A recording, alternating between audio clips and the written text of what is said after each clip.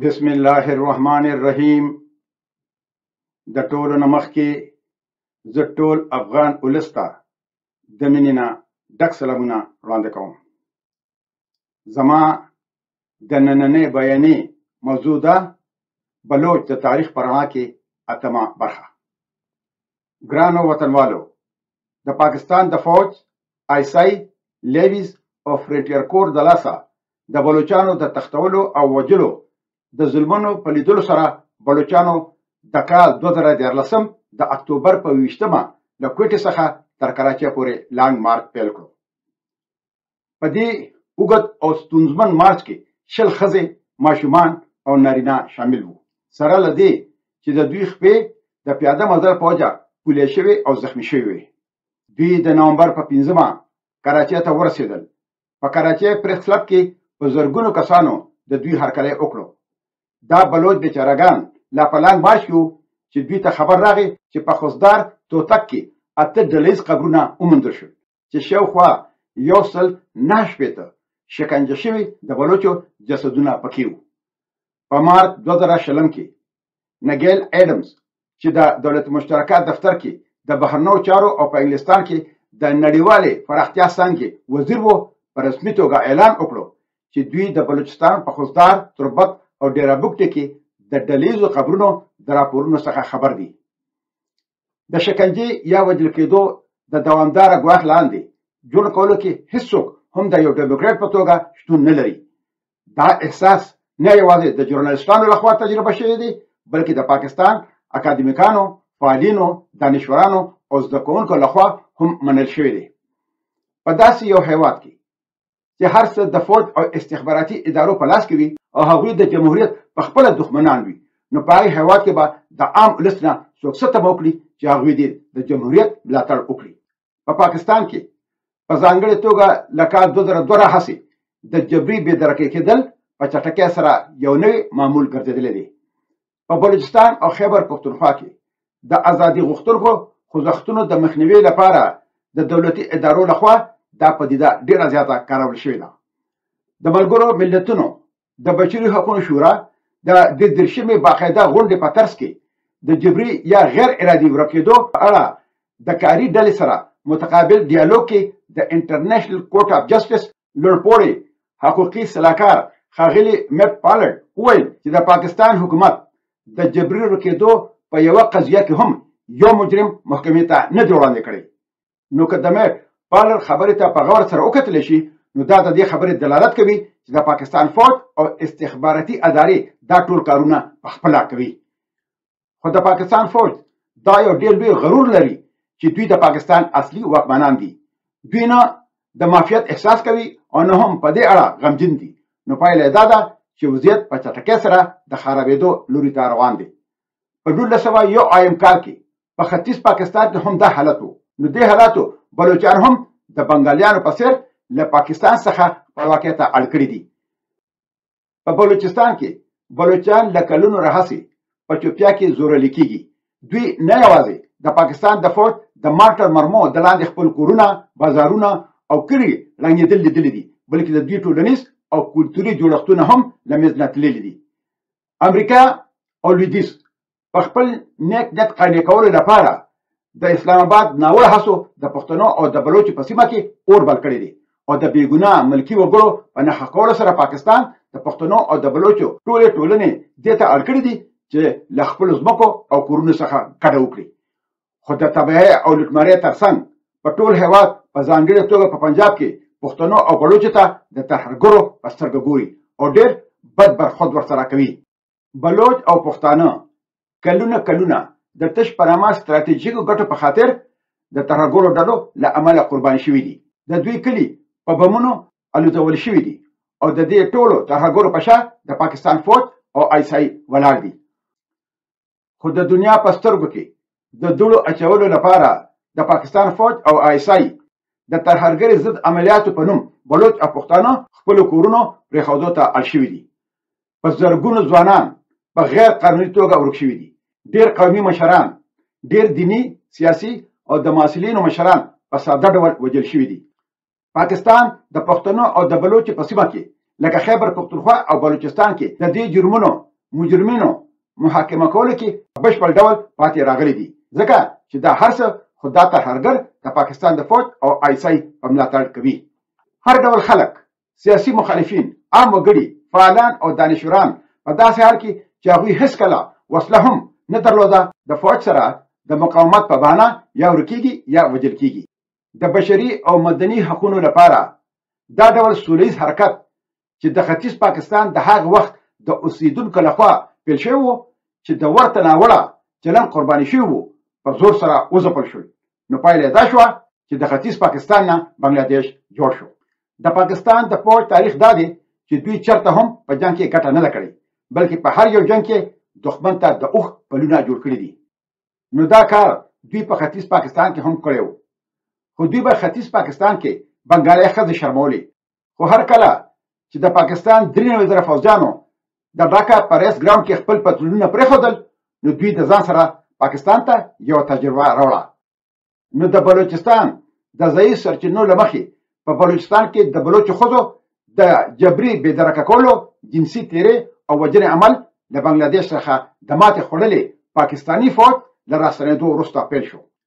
د جګړې په ډګر کې له تسلیمېدو وروسته د پاکستاني فوجیانو مورال خورا ټیټ شوی و، خو د خپلو دښمنانو سره د جنگ په مقابل کې د بېګناه ملکي وګړو په جنسي تیرې او وژلو سره د ملت د بې عزتۍ ډېره لویه تجربه لري.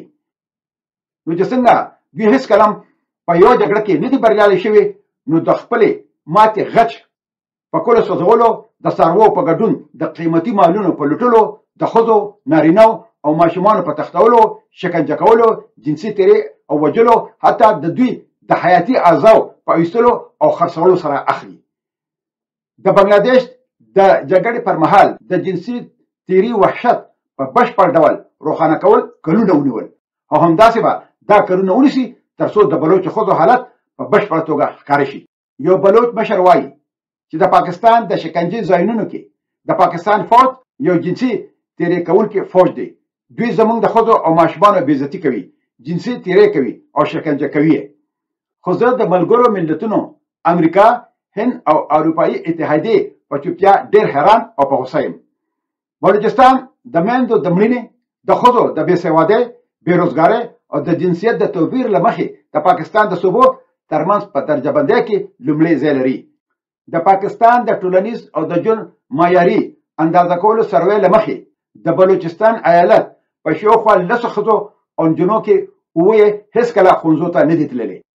په بلوچستان کې یوازې 18 سلنه ښځې باسواده دي. په ډېرو سیمو کې ډېرې ښوونځي او کلتوري باورونه د نجونو د زده کړې مخه نیسي، چې دا په ټول بلوچستان کې د دوی د اقتصادي پیاوړتیا مخه نیسي. په بلوچستان کې د ښځو د کار کچه په پاکستان کې تر ټولو ټیټه ده. په بلوچستان کې چې د ښځو کار کول په نړۍ کې تر ټولو ټیټ دی، نو د ښځو وضعیت د لسیزو راهیسې په خپل حال همدغه شاتې وروسته پاتې دی. په بلوچستان کې په هرو 10 کې 6 ښځې او نجونې تر 20 کلنې مخکې ودونه کوي، چې د پاکستان په ټولو صوبو کې د کم عمره ودونو لوړه سلنه ده. د کارپوهانو په اند د وخت کم عمره ودونه د بېسوادۍ، غربت او دودیزو رواجونو پایله ده چې دا ټول په بلوچستان کې واکمن دي. د جنسیت توپیر ډېر زیات څرګند دی چې 50 سلنه نجونې مخکې له دې چې دوی 20 کلن شي واده کوي. په بلوچستان کې له هرو 100,000 ښځو څخه 715 د زیږون په مهال مړې کېږي. د پاکستان فوج د بېوسلې بېګناه خلکو پر وړاندې د درنو توپونو وحشانه کارونې، د ګنشپ هلیکاپټرو کارول، په کلیو کې د کورونو سوځول، د بېوسلې ملکي خلکو حلالول، جنسي تیرې، تښتونې، شکنجه او د قضا څخه بهر وجنې په بشپړ توګه د نه پوهېدو وړ یو ډېر غیر انساني عمل دی چې دا هر څه مستند شوي دي. د بخښنې نړیوال سازمان امنسټي انټرنیشنل او د بشري حقوقو د نورو سازمانونو د منظمو راپورونو سره چې نه یوازې بلوچان بلکې پښتانه او سندیان هم د ورته ځواکونو لخوا د ورته چلند قرباني شوي دي. نو باید چې نړۍ د دوی ساتنه کړې وي، خو نړیوالې ټولنې دا غوره ګڼلې ده چې دوی هم لاندې دي او هم کاڼه دي او د پاکستان پر ضد هیڅ ډول عکس العمل نه ښایي. بلوچستان په 19مه پېړۍ کې د برتانوي امپراتورۍ تر کنټرول لاندې په ختیځ بلوچستان وویشل شو او لویدیځ بلوچستان د فارس د امپراتورۍ برخه پاتې شوه. ختیځ بلوچستان د برتانوي امپراتورۍ په دننه کې یو ډول خپلواکي درلوده، په داسې حال کې چې لویدیځ بلوچستان د ایرانیانو په لاس کې و چې په عملي توګه له نقشې څخه ورک شو او د ایران په یو ولایت بدل شو. ختیځ بلوچستان له تقسیم وروسته په زور له پاکستان سره یو ځای کړی شو او بلوچ د خپلواکۍ لپاره پرلپسې د اسلام آباد پر ضد مبارزه کوي. په ایران کې د بلوچ ملتپال غوښتنې په کال 1909 کې د شاه تر سقوط پورې د تهران د حکومت تر واک لاندې وو چې تل یې له ځواک، فوج او استخباراتو څخه کار اخیستی تر څو د منظمو ملتپالو خوځښتونو مخه ونیسي. د اسلام آباد لخوا د ورته ستراتیژیو پلي کولو په بلوچستان او پښتونخوا کې د مقاومت غورځنګونه او چریکي سازمانونه وزېږول چې د پاکستان فوج، آیسای او د حکومت نورې امنیتي ادارې ترېنه په غځېدلو خپو خوب نشي کولی. د پاکستان په شان د ایران بلوچستان هم د غازو، سرو زرو، تانبې، یورینیم او د تیلو له پلوه ډېر زیات مالدار دی. له دې سره سره په ایران کې د بلوچانو سړي سر عاید یعنی آمدني تر ټولو ټیټه ده او اټکل کیږي چې شاوخوا 80 سلنه وګړي د فقر تر کرښې لاندې ژوند کوي. د ماشومانو مړینه په هېواد کې تر ټولو لوړه ده او د سواد کچه ډېره ټیټه ده. د متحده ایالاتو د بهرنیو چارو وزارت ویلي وو هغه سیمې چې د بلوچانو لوی نفوس لري ډېرې په بد حال کې دي او دوی د تعلیم، کار، د روغتیا پاملرنې او د اوسېدو ځای ته ډېر محدود لاسرسی لري. په ایران کې تر نیمایي زیات اعدامونه د بلوچ اتباعو په وړاندې ترسره کیږي. د کلونو په اوږدو کې لکه څنګه چې په ګاونډي پاکستان کې پېښ شوي دي، په ایران کې د بلوچستان په سیمه کې ډېرې دایمي فوجي اډې نصب شوي دي او داخلي کډوال هڅول شوي دي ترڅو بلوچان تر کنټرول لاندې وساتي او د بلوچ نفوس په اقلیت کې بدل کړي. په ایران کې ټول جغرافیایي نومونه په فارسي نومونه بدل شوي دي او حتی د سیمې نوم هم له بلوچستان څخه په سیستان بلوچستان بدل شوی دی. د سیمې د اوسیدونکو په وینا په څو کلونو کې به دا یوازې په سیستان بدل شي. د شاه سقوط ستونزه نور هم خرابه کړې ده او ملتپالو خوځښتونو ته نوی ژوند ورکړی دی چې د خپلو حقونو لپاره مبارزه وکړي. بلوچ د یو قومي او کلتوري اقلیت سربیره په ایران کې یو مذهبي اقلیت هم دی. دوی سنی مسلمانان دي او په ایران کې د شیعه مسلمانانو اکثریت دی. د آیت الله راتګ حالت نور هم ډېر خراب کړل.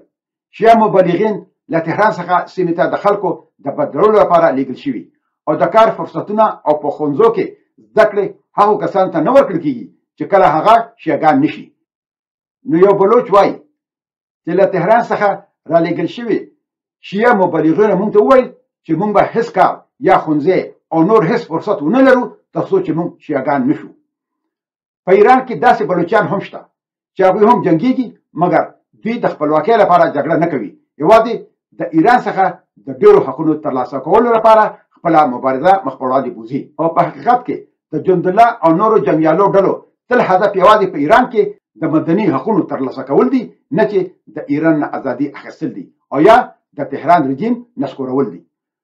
سره له دې چې د رسمي دولتي بیانیې سره سره د جندالله تاریخي مشر عبدالملک ریګي د حکومت لخوا تر وژل کېدو مخکې اعلان وکړو چې زه ایرانی یم او زه یوازې دا غواړم چې له بلوچانو سره د دویمې درجې د اتباعو په توګه په ایران کې چلند ونشي. دغه د جندالله ډله په کال 2003 کې جوړه شوې وه چې مشري عبدالملک ریګي کوله چې د پاکستان په مدرسو کې زده کړه کړې وه او هم هلته روزل شوی و. د دې ډلې د غړو په وینا د دې ډلې موخه د ایران څخه ازادي نه وه بلکې له مذهبي تبعیض سره مبارزه او د مدني حقونو او د مساوي چلند غوښتنه وه. د ریګي تر اعدام وروسته د جندالله د ډلې څخه نورې ډېرې ډلې منځته راغلې چې تر ټولو فعاله ډله جيش العدل او انصار الفرقان و. تهران له تل دپاره په مکرر ډول CIA او موساد د بلوچ جنګیالانو او نورو ډلو د ایران د رژیم پر ضد د پاڅون په هڅولو او تمویلولو تورن کړي وو. ګران وطنوالو، تل دې وي د بلوچو او د پښتنو په منځ کې تاریخي رورولي مینه او محبت اوس په لوی لاس سپارم. تل دې وي پښتو، تل دې وي پښتونولي، او تل دې وي د اباسین او د مارګلې د غرونو نه تر د امو دریا پورې زمونږ د پلار نیکه ګران خوږ ګلالې او ګل ګلزار وطن لوی افغانستان د ازادۍ په هیله. مشال خان ټکر.